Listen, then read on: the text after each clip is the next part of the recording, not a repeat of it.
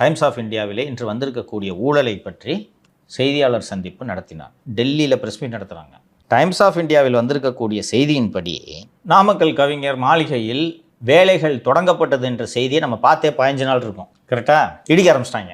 எல்லாத்தையும் இந்த பார்ட்டிஷன் கிடிஷன்லாம் இடிக்க ஆரம்பித்தாங்க. பணி தொடங்கி விட்டது. காசு கொடுக்காம எவனாவது வேலை செய்வானா? செய்ய மாட்டான். ஸோ பணி தொடங்கப்பட்டு விட்டது.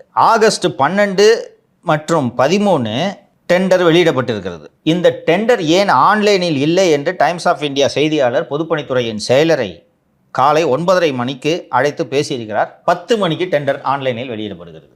ஆகஸ்ட் 12 முதல் ஆகஸ்ட் 17 வரை 135 டெண்டர்கள் பிடபிள்யூடி துறை சம்பந்தமாக மட்டும் ஆன்லைனில் வெளியாகி இருக்கிறது. இந்த நாமக்கல் கவிஞர் மாளிகை டெண்டர் ஏன் வெளியிடப்படவில்லை? ஆன்லைன் டெண்டரில் என்னென்ன வேலைகள் என்ற விவரங்கள் கூட இல்லை. இந்த துறை பொதுப்பணித்துறையின் கீழ் வருகிறது. பொதுப்பணித்துறை ஆதவர்ஜுன் கீழ் வருகிறது. ஏற்கனவே எடப்பாடி பழனிசாமி கேள்வி எழுப்பியிருந்தார். அந்த ஆர்ப்பாட்டத்தின் போது கேள்வி எழுப்பியிருந்தார். விவசாயிகள் இங்கே கஷ்டப்பட்டுட்டு இருக்காங்க, இவருக்கு எதுக்கு ஆடம்பர அலுவலகம், அதில் தான் இவர் கவனம் செலுத்துகிறார் என்று. சரி, அந்த விமர்சனத்தை எல்லாம் மீறி நான் அதை விமர்சனம் செய்ய விரும்பவில்லை. சரி, சிஎம்மா அவருக்கு பிடிச்ச ஆஃபீஸ் விரும்புகிறாரு, வச்சுட்டு போட்டோம். பிஜேபி உங்களுக்கு மறைமுகமாக பின்னால் இருந்து உதவி செய்வது எதற்கு? விஜய் அழகாக்குறாருன்றதுக்கா? ஒழிக்கவே முடியாது என்று நினைத்த ஊழலை விஜய் ஒழிக்க முயற்சி செய்து கொண்டிருக்கிறார். அதனால் உங்களுக்கு எனது ஆதரவு. இப்போ ஆட்சியில் ஊழல் நடக்கும்போது வெறும் 50 லட்ச ரூபான்னு வச்சுக்கோங்க. அந்த கான்ட்ராக்ட் பப்ளிக் மணிமா, டிரான்ஸ்பரண்டாக இருக்க வேணா? டிரான்ஸ்பரண்டாக இருக்கும். ஆமாம்.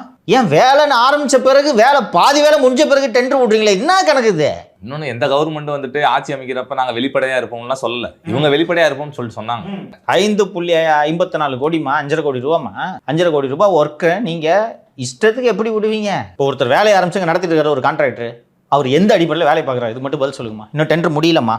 செப்டம்பர் 1 3 மணி வரைக்கும் டெண்டர்மா. இப்போ வேலை எப்படிமா நடக்குது? டைம்ஸ் ஆஃப் இந்தியா நியூஸ்லேயே முன்பு இருந்த கான்ஃபரன்ஸ் ஹால், இப்போ இருக்கிற கான்ஃபரன்ஸ் ஹால், அங்கே இப்போ வேலை செஞ்சுட்டு இருக்காங்க. ஃபால் சீலிங் போட்டுருக்காங்க.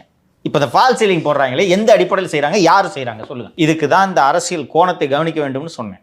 டெல்லியில் ஆசீர்வாதம் ஆச்சாரியை வைத்து ஏன் பிஜேபி பத்திரிகையாளர் சந்திப்பு நடத்துகிறது? இது ஒரு எச்சரிக்கை மணி. நாங்கள் உங்களை கண்காணித்து கொண்டு இருக்கிறோம்.